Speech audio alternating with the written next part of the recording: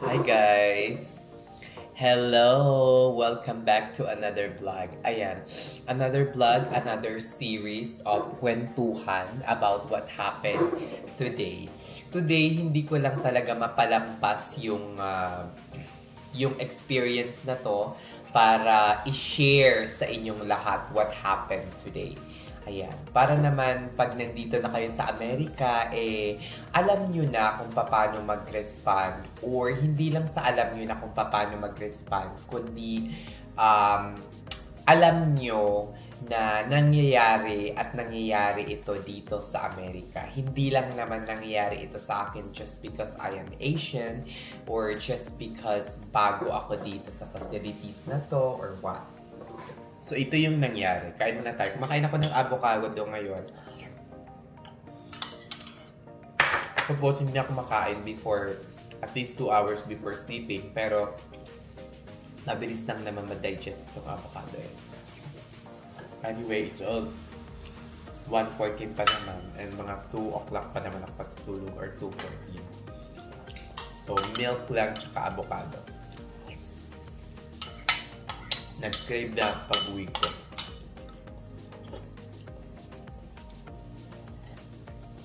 Sarap. Avocado with almond milk and stevia. Oh my God. Very heaven for me. Ayan. Go na tayo sa kwentuhan natin sa nangyari sa akin today. This.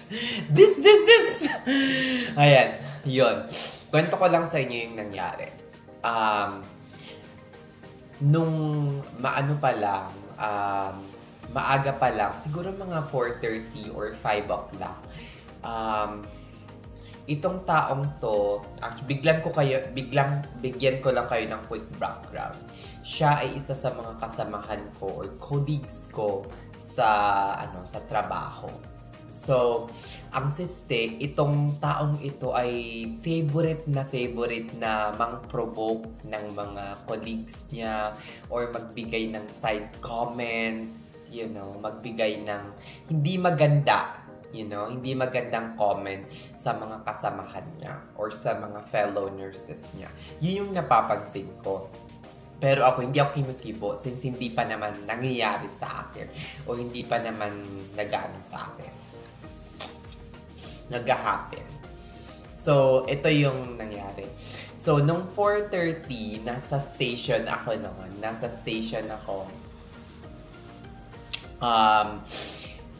Meron kaming isang NA. Tapos pumasok doon. Pero English, sabing gano'n ng isa sa mga NA namin. Sabing gano'n, "Hey, what you doing?" Gano'n yung sinabi. Tapos, ang sabi ba naman, "Doing your job." O, diba? Parang napakabastos. Pero, hindi na lang sumagat yung taong involved. Tapos, sabi ko, napakabastos ng taong ito. So, ito na nga. Dumating na yung gabi. Siguro around mga 9 or 10 o'clock. Ayun. Nag-ano siya, kinausap niya yung isa sa mga kasamahan ko or friend ko. Tapos sabi niya, "Uy, malinis na yung bed ng malinis na yung bed ng ganitong patient mo. Tumawag ka na ba ng report?" Ang sabi ng friend ko, "Hindi pa." Ay, kasi, parati kayong nagkukulitan, nagkakasama ni Kan, baka na ka na. Sabi niya ganun, parang nagiging bad influence na siya sa'yo, tapos nagkakaroon na ng delay yung mga trabaho. Ang daming sinabi. Sabi ko, kinalma ko yung sarili ko.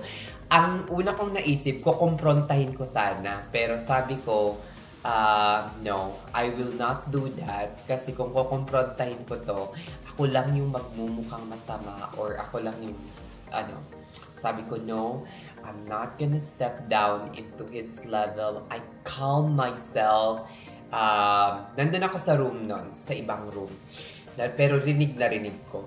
Sabi ko, I can stay calm. Huwag kang gagawa ng eksena na pagsisisihan mo. So, yon. Pero na-encounter ko na rin yung kasamaan ng ugali ng taong yon. Kasi, nung minsan, meron akong assignment sa non-critical na apat. Meron akong minimedicate na critical care patient o non-critical pero critical yung pasyente na isa ko. Sa bed 12, meron ako, tapos tinatapos ko yung mga meds. Narinig ko, meron akong medic na dumating sa bed 11. Pag lumabas ako para kunin yung EKG machine na EKG ko yung 12. Tapos nakita ko, nasa loob na siya. After siguro mga 20 or 15 minutes, lumabas na ako ng bed 12. Pagkakita ko, nandun pa yung medic, hindi na-check-in, hindi na-check yung vitals ng pasyente, nothing has been done. So imagine, inabandon lang yung patient, inabandon yung EMS na dapat mag-i-endorse sa kanya without checking in the patient. Just because maybe hindi niya ako gusto. So, nag-email ako sa ganyan-ganyan. So, tapos natapos na yung issue na yun. Tapos, eto na naman. So, sabi ko, itong taong ito ay paulit-ulit na lang or hindi lang ako yung parang tinitiran niya or binibigyan niya ng mga masasamang side comment or remarks. I feel that I should, i-elevate ko na to into something higher. So, ang ginawa ko, nag-email ako sa management, sinisi ko yung nurse na nandoon, sabi kong ganito yung nangyari, this is very, very inappropriate, this person made an inappropriate or disrespectful comment/remark. So, sinisi ko yung charge nurse, sinisi ko yung nurse na isa pang involved, tapos sinend ko sa nursing manager. So, for me, that is the most appropriate action in my part. Kayo, naranasan nyo na ba yung ganung situation na parang, I don't know if this is like bullying, but for me, the remarks and the comments was really inappropriate and it needs urgent attention. It needs attention by the nursing management or the nursing supervisor or the charge nurse or whatsoever.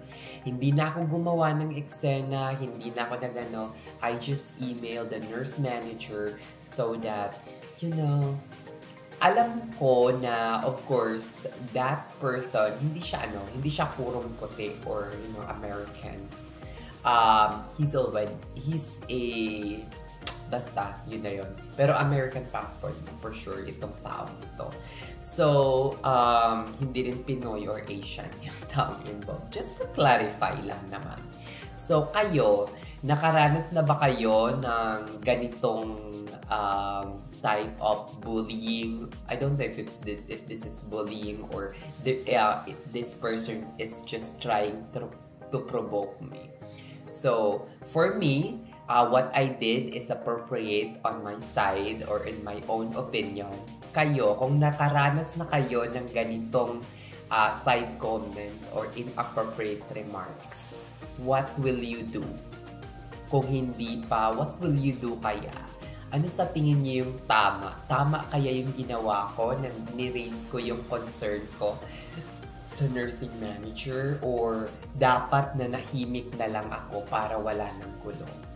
In my own opinion, dapat hindi ako manahimik. Kahit pa kampihan or walang pakialam yung nursing manager or whatsoever or kung sino man yung taong involved or kung yung taong niraisan ko ng concern ko, ang importante, ang hinaing ay naiparating sa tamang tao at otoridad. O diba? Otoridad! Otoridad talaga, diba? So, yun lang. Sana, sinishare ko lang kung anong nangyari. So, hindi ko lang talaga matiis kasi hindi lang naman ako yung taong pinag-anuhan ng taong ito. Pinagdiskitahan or patuloy na binibigyan ng mga inappropriate remarks / comment. So, for me, that kind of behavior should be parang bigyan ng pansin or tuon ng management. Kung hindi man nila bigyan ng pansin, at least na-erase ko yung issue or concern na to. Para in the near future, kung mangyari man ulit, magreklamo man ulit, yung ibang mga nurses tungkol sa kanyang behavior, at least meron ng history. I mean, possible na hindi lang ako yung naunang nagreklamo. Possible yon. At kasi dati meron na rin naging ganito na parang inappropriate remarks or inappropriate behavior na hindi ako nag-email kung hindi kinausap ko mismo yung hindi naman manager, assistant nurse manager, and ang sabi niya sa akin, actually ikaw na, hindi lang ikaw yung nauna, marami na kayo. So these nurses, yung nurse na involved na to, sabi niya sa akin, this is a traveler and I would make sure na hindi na marirenew ang kanyang contract as a traveler. This person, yung taong ito ay yung nireklamo ko is permanent to. So, hindi naman ako nag-i-expect na paalisin siya or whatsoever. Parati lang, ang goal ko lang parati kapag merong inappropriate behavior or inappropriate remarks or hindi magandang ginawa sa akin, I will email.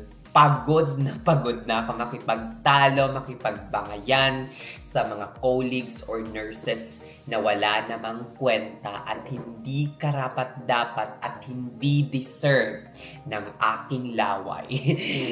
Yun lang po. Thank you so much. Sana ay hindi nyo hahayaan na mabuli kayo or, maapi kayo in any way or in any manner sa bansang ito. Hanggang dito na lang po ang aking vlog. Thank you so much sa palating panonood at pakikinig. More experience, more kwentuhan next time. Thank you so much. Bye-bye!